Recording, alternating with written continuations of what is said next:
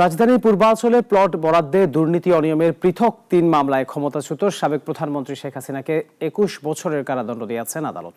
এছাড়া প্লট বরাদ্দের মামলায় ছেলে সজীব ওয়াজেদ জয় ও মেয়ে সাইমা ওয়াজেদ পুতুলের ৫ বছরের কারাদণ্ড হয়েছে।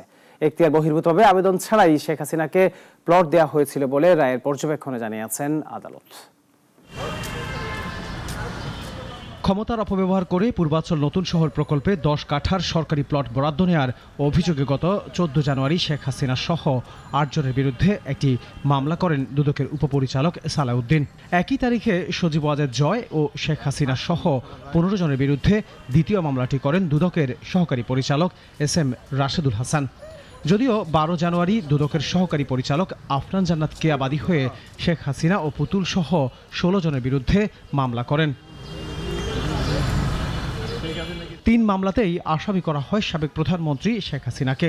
তদন্ত শেষে গত ১০ মার্চ পৃথক পৃথক মামলায় শেখ হাসিনা ও ছেলে সজীব ওয়াজেদ জয় এবং মেয়ে পুতুল সহ আসামিদের বিরুদ্ধে আদালতে চার্জশিট দাখিল করা হয়।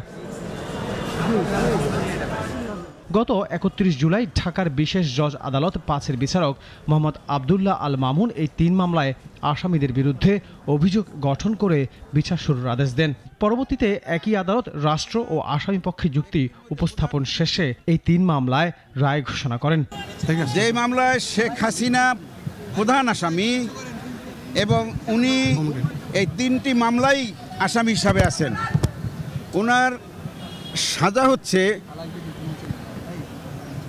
7 বছর করে 3 সাতা 21 বছর এবং ওনার জরিমানা হচ্ছে 3 লক্ষ টাকা, 1 লক্ষ টাকা করে 3 লক্ষ টাকা,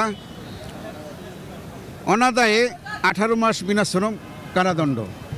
রায়ের পর্যবেক্ষণে জানানো হয় এখতিয়ার বহির্ভূতভাবে আবেদন ছাড়াই শেখ হাসিনাকে প্লট দেওয়া হয়েছিল।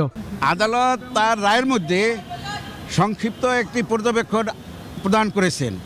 সেই পর্যবেক্ষণে উনি উল্লেখ করেছেন যে একজন দেশের প্রধানমন্ত্রী যে তথ্য গোপন করতে পারে, মিথ্যা হলফনামা দিতে পারে, এটা তার কাছে বিশ্বাসযোগ্য হয় নাই। সেই সঙ্গে প্লটের জন্য সরকার সুপারিশ করবে এমন বিধান রাখা যাবে না বলেও রায়ের পর্যবেক্ষণে জানিয়েছে আদালত।